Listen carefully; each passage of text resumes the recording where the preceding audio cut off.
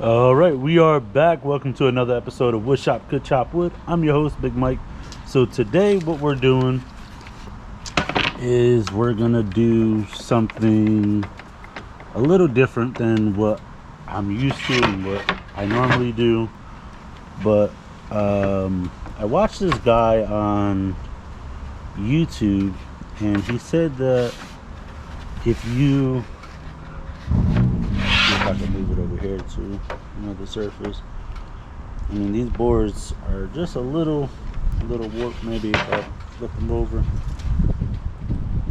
but he said to join them without a joiner. So we're gonna go ahead and try it. You can see that there's a gap there. So if I push it together down here, there's a little bit of a gap there, and he said to try this method. Maybe this isn't the best example of the wood I should be using. Maybe I could find a couple other pieces, but for now I guess this will work. But basically you want them nice and flush, so when you push them together, like this, the line is pretty much seamless. So I mean, that's pretty dang close if you ask me. But yeah, let me see if I have a couple other pieces of oak that maybe the boards just don't line up as much as they should.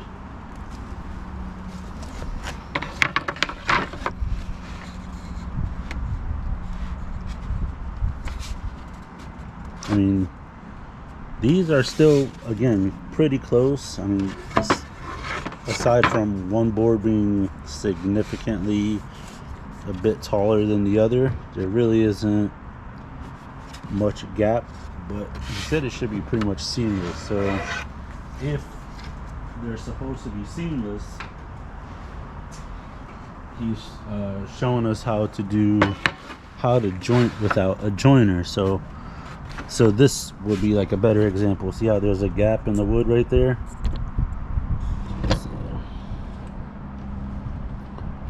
So he said if you take, let me see if I can set that up, and then I'll put this board there, put this one right here, and I'll use this board for reference here in a second. I'll grab my safety goggles, take them out. So I'll try to find the video with the guy, because joiners are expensive, planers are expensive. I think I spent like $500 on the planer that I have from Home Depot, which is the DeWalt planer. But he said if you take a level and you use the level up against the I forgot what it's called. It's not a track slide, it's a I don't know, the wall for the saw, I don't know. But if you move it as one piece,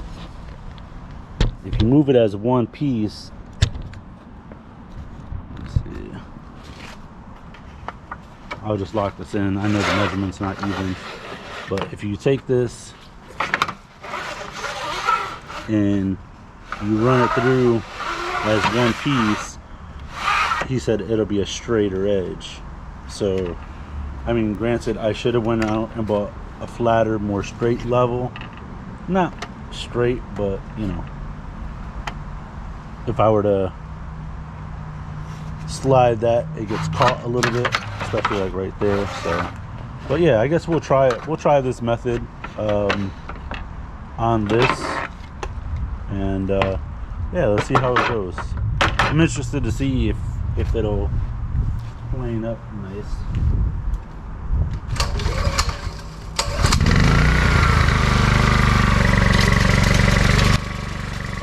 If you're not able to hear me too well, my apologies.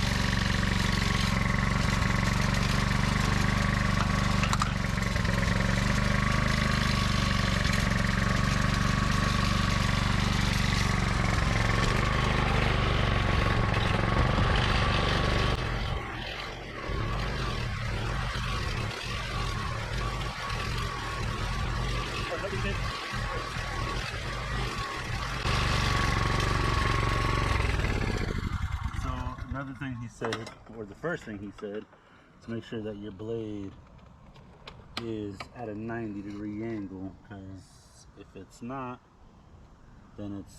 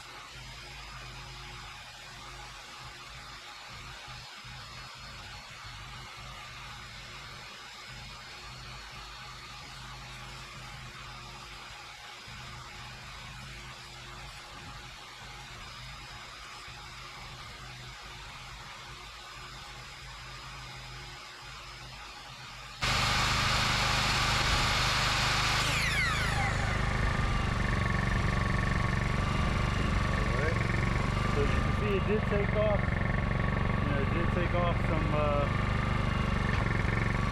pieces on it, but I think what I'm going to do is I'm going to end up getting a longer level just to make sure it's always straight. So let's see about what.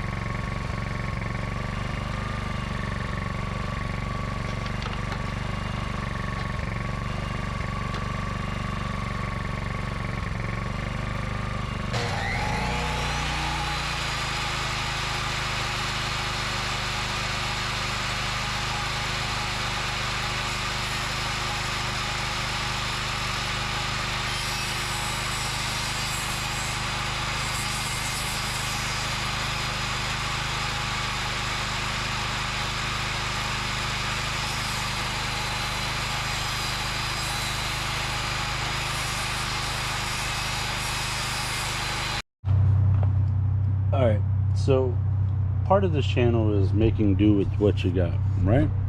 Okay, so I don't know if you guys saw it on Instagram, but if you didn't, shame on you. I actually had a guy give me the beechwood and some Brazilian cherry. These are floor planks. He said he had too much of it and he volunteered it or whatever. So I figured instead of putting the level, which is over there somewhere, down, why don't I take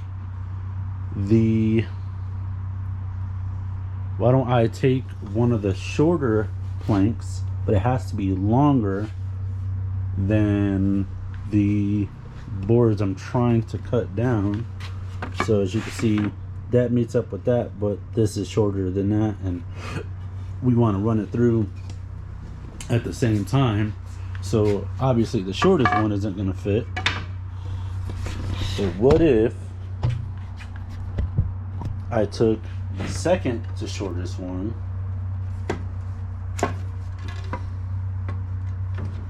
and I use this line up against the fence, which is the guide for the saw. Use this side as the fence. I mean, not the fence, but put the side up against the fence, because this would have to be perfectly straight and flush.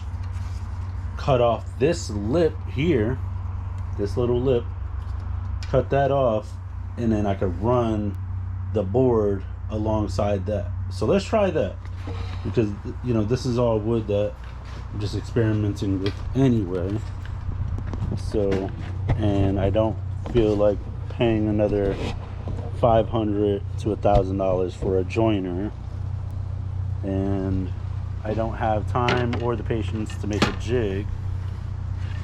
So let's go ahead and try it this way and try to get jiggy with it. that make sense? All right.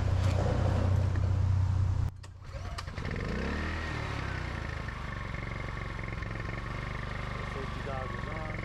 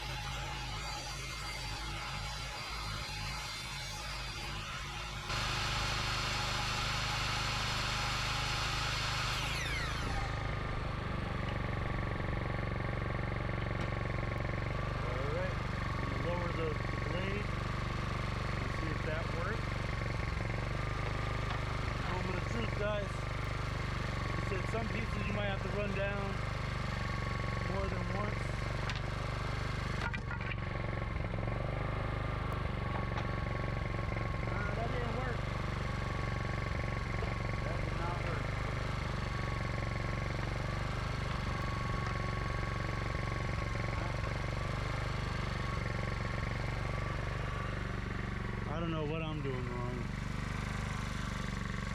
That's about as close as I can get it. Oh well, we tried. The second time. It is what it is. So I'll figure something else out.